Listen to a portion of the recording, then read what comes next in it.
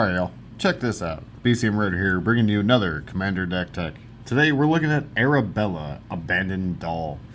We're in the Boros colors. This is a all-in, token-themed creatures power 2 or less is what we're going to primarily focus on. And when Arabella, Abandoned Doll attacks, it deals X damage to each opponent. You gain X life, where X is the number of creatures with power 2 or less you control. So, let's get right into it. First up, all those creatures. We have our Soul Warden, that way we gain life. Our Esper Sentinel. Hope of Gariper. This one's really cool.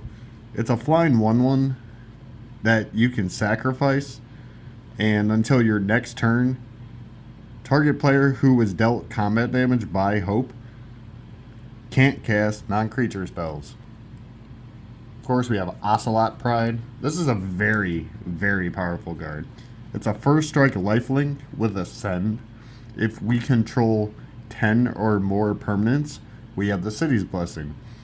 And at the beginning of our end step, if we gain life, which we probably will, we're going to create a 1/1 cat creature token. However, if we have the City's Blessing, we're going to make a token copy of that creature. Now we have Split Skin Doll. When it enters, we get to draw a card, then discard, unless we control another creature with power 2 or less. Now we have Selfless Spirit. This is a flying 2/1, and we can sacrifice it, and until end of turn, all our creatures gain indestructible. So this will protect us from like board wipes and stuff like that. Now we have Grand Abolisher. That way our opponents can't interact with us during our turn. Now we have Ornithopter of Paradise. This will tap for 1 mana of any color. Now we have Loyal Apprentice. This is a 2/1 with haste, but it has Lieutenant. So at the beginning of combat on our turn, if we control our commander, we create a 1/1 colorless Thopter token. That'll gain haste as well. Now we have Sky Knight Vanguard. Whenever Sky Knight Vanguard attacks, we get a 1/1 white soldier that's tapped and attacking. Now we have a Gate Instigator. Whenever another creature enters the battlefield under our control, it's going to deal 1 damage to each opponent. But this also has a offspring cost, where if we pay a colorless and a red, when we cast it, we get a additional copy of a Gate Instigator. Now we have Irreverent Gremlin. This is a 2/2 with Menace. Whenever another creature enters the battlefield, if it had power 2 or less, we can discard a card, and if we do, we get to draw a card. Unfortunately, we can only do this once per turn. Now we have Charismatic Conqueror. This is a 2/2 with Vigilance. Whenever a artifact or creature enters the battlefield untapped under a opponent's control, they may tap that permanent, and if they don't, we create a 1/1 vampire with lifelink. Now we have Crystal Barricade. This is a 0/4 defender. We have hexproof, and we're going to prevent all non-combat damage that would be dealt to other creatures we control. Now we have Ragged Playmate. For a colorless, we can activate this, and target creature with power 2 or less can't be blocked. Of course, we have Heir Apparent. Okay, now we have Jackrabbit. This is a 1/2 that also has a X cost, but it is Ravenous. This creature will enter with X plus 1 counters on it. If X is 5 or more, we get to draw a card. But whenever Jackrabbit attacks, we create that many 1/1 white rabbit creatures equal to Jackrabbit's power. Now we have Goldmur. This is just a 1-drop artifact creature that taps for 1 white mana. But we're going to use this with another creature as well. Now we have Solemn Simulacrum, or Sad Robot. Now we have Adeline, Resplendent Cathar. This card is very powerful. It's a star 4. Its power is going to be equal to the number of creatures we control. And then whenever we attack, for each opponent, we're going to create a 1/1 white human that's tapped and attacking that player. Of course, we have Imperial Recruiter, so we can go get whatever creature we want in the entire deck. Now we have Delny Streetwise Lookout. This is a very powerful card. Creatures we control with power 2 or less can't be blocked by creatures with power 3 or greater, and if a ability of a creature we control with power 2 or less would trigger, it'll trigger a additional time. Now we have Molten Gatekeeper. Whenever another creature enters the battlefield under our control, it's going to deal 1 damage to each opponent. It also has Unearth, so we can bring this back if we need to. Now we have Krenko, Tin Street Kingpin. Whenever Krenko attacks, we're going to put a +1 counter on it and create that many 1/1 red goblins. Of course, we have the Jolly Balloon Man. Don't really need to say much about this. Now we have Living Phone. When Living Phone is put into a graveyard, we get to look at the top 5 cards of our library and put a creature card with power 2 or less from among those into our hand. Now we have Dazzling Angel. Whenever another creature enters the battlefield, we get to gain a life. Now we have Anim Pakal, Thousandth Moon. Whenever we attack with 1 or more non-gnome creatures, we put a +1 counter on Anim Pakal, then create that many 1/1 gnome artifacts that are tapped and attacking, equal to the number of counters on Anim Pakal. Now we have Welcoming Vampire. Whenever 1 or more creatures with power 2 or less enters the battlefield, we get to draw a card. Unfortunately, that only triggers once per turn, but sometimes that's good enough. Similar to that, we have Mentor of the Meek. Whenever another creature with power 2 or less enters the battlefield, we can pay 1 colorless, and if we do, we draw a card. Now we have Enduring Innocence. This is a 2/1 with lifelink enchantment creature. Whenever 1 or more other creatures we control with power 2 or less enter the battlefield, we get to draw a card. That only triggers once per turn, but if Enduring Innocence would be put into a graveyard, it'll be returned back to the battlefield as an enchantment. And of course, we have Mondrak, Glory Dominus. This is a Phyrexian horror with a static ability. If 1 or more tokens would be created under our control, twice that many are created instead. And if we pay a colorless and 2 white, or Phyrexian mana, or 2 life, we can sacrifice 2 other artifacts or creatures, and Mondrak will become indestructible. Now we have Siege Gang Lieutenant. This has Lieutenant. It's kind of flavorful. At the beginning of combat on our turn, if we control our commander, we create 2 1/1 goblins. Or we can pay 2 colors, sacrifice a goblin to deal 1 damage to any target. Now we have Twin Flame Tyrant. If a source we control would deal damage to a opponent or a permanent they control, it'll deal double that damage instead.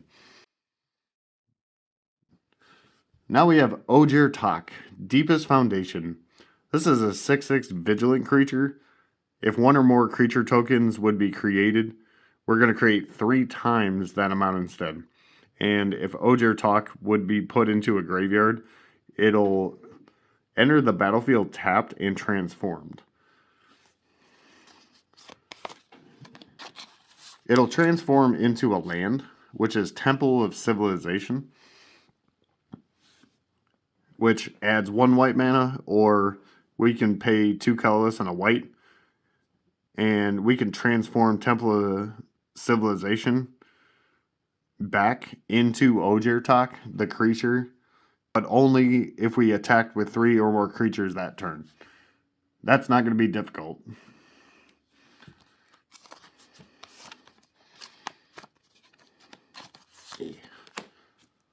Okay. We are running one Planeswalker in the entire deck.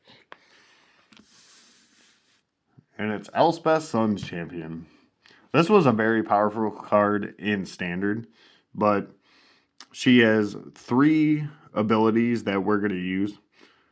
We can +1 her to create 3 1/1 white soldiers, -3 her, destroy all creatures with power 4 or greater, or -7. Creatures we control get +2/+2 and flying. Okay, let's get into the artifacts. First up is a very fun one with Ghost Vacuum. We're going to exile any card from a graveyard, and then if we pay 6 colorless, sacrifice Ghost Vacuum, we're going to put each creature card that's exiled with Ghost Vacuum on the battlefield under our control with a flying counter, and there'll be 1/1 flying spirits. And just to continually draw more cards, we have Skull Clamp. We have Soul Ring, our Arcane Signet, Boros Signet, Talisman of Conviction, our Lightning Greaves, our Swiftfoot Boots. Now we have a fun one. We have Dolmen Gate. We're going to prevent all combat damage that would be dealt to attacking creatures we control. And we have Oketra's Monument. Our white creature spells will cost 1 less to cast, and whenever we cast a creature spell, we're going to create a 1/1 white warrior token with vigilance. Okay, let's get into the enchantments. First up is Reconnaissance. We can pay 0 and remove a target attacking creature we control from combat. Why would we want to do that? It's a way to protect Arabella, because we just need her to attack and deal as much damage as possible very quickly.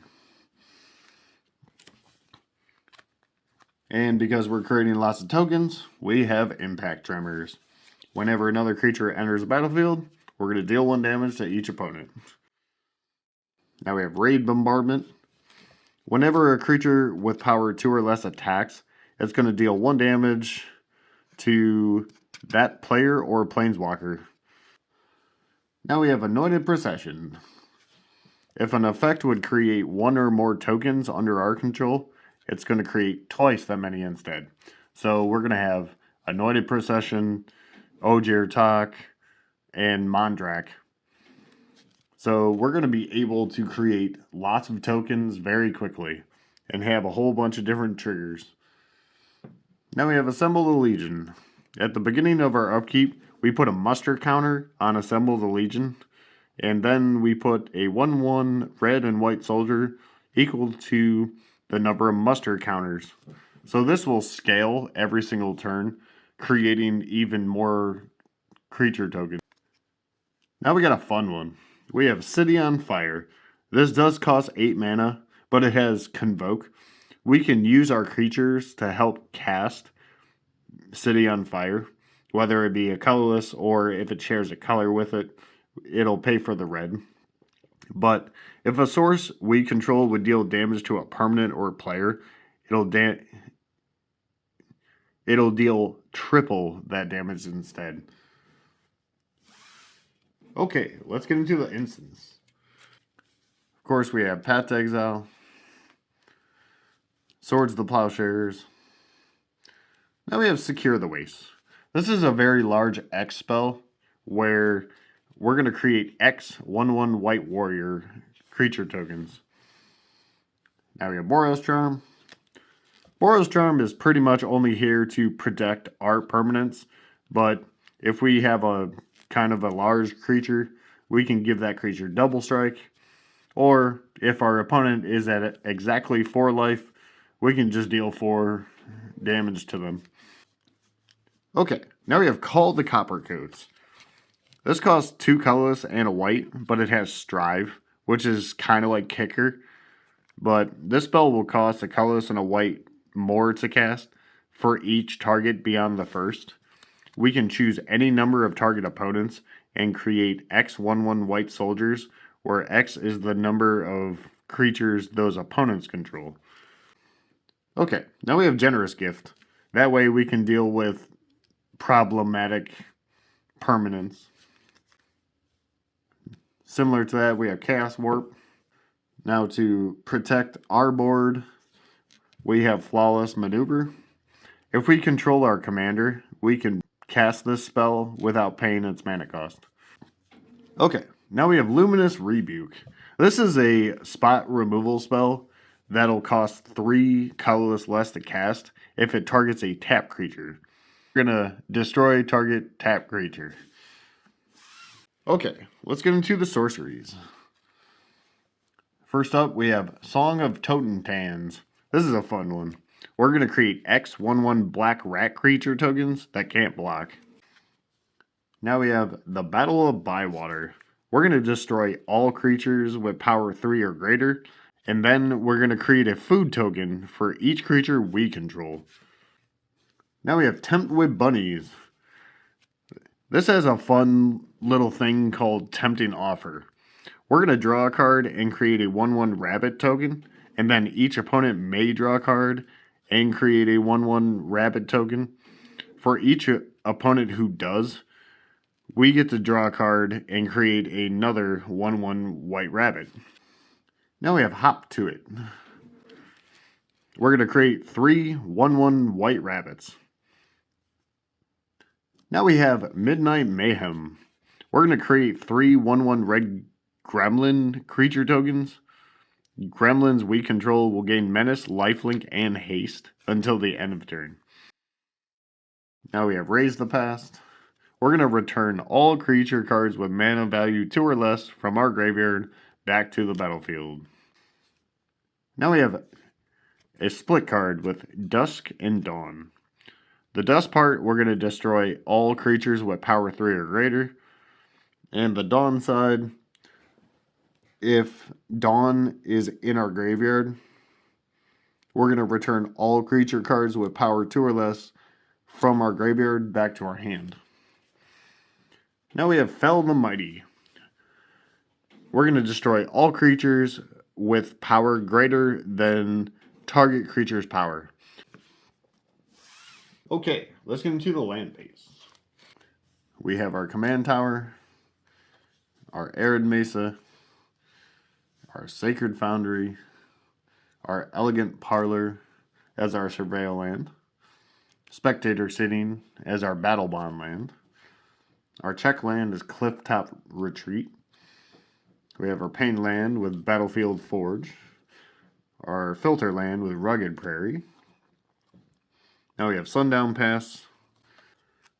Now we have Fury Calm Snarl, our Karoo land, which is Boros Garrison. Now we have a man land, which is Needle Spires. This will become a 2/1 red and white elemental creature with double strike. Now we have our Scryland with Temple of Triumph. Now we got some utility lands. We have Dwarven Mine. This will enter tapped unless we control 3 or more mountains. And when it enters, we create a 1/1 dwarf creature token. Now to continually create more creature tokens, we have Castle Ardenvale. Now we have Windbrisk Heights. This is a hideaway land. When it enters, we look at the top 4 cards and put one of them exiled face down. And if we meet the requirements, we can pay 1 white and we can play the exile card without paying its mana cost. It's really easy to do that. All we have to do is attack with 3 or more creatures. Now we have Field of the Dead. As long as we control 7 or more that have different names, we're going to create a 2/2 black zombie token whenever another land enters the battlefield. Now we have Kirkheap. That way we can keep making tokens. Now we have Mishra's Foundry. We can pay 2 colorless, and Mishra's Foundry will become a 2/2 assembly worker artifact creature. And we can pay 1, and target attacking assembly worker can get bigger. Now we have Rogue's Passage. That way, any creature we choose can be unblockable. Now we have Access Tunnel. We can pay 3 colorless, and target creature with power 3 or less can't be blocked. And because we're going to be drawing lots of cards, we have Reliquary Tower, because we want to keep those cards we draw in our hand. We have 4 plains and 4 mountains. And that was the Commander deck tech for Arabella, Abandoned Doll. I really hope you guys enjoyed this red-white tokens build. This is a very fast, aggressive deck. It's a lot of fun to play. So be sure to like, comment, subscribe, follow me on TikTok, share these videos, and I'll see you in the next one.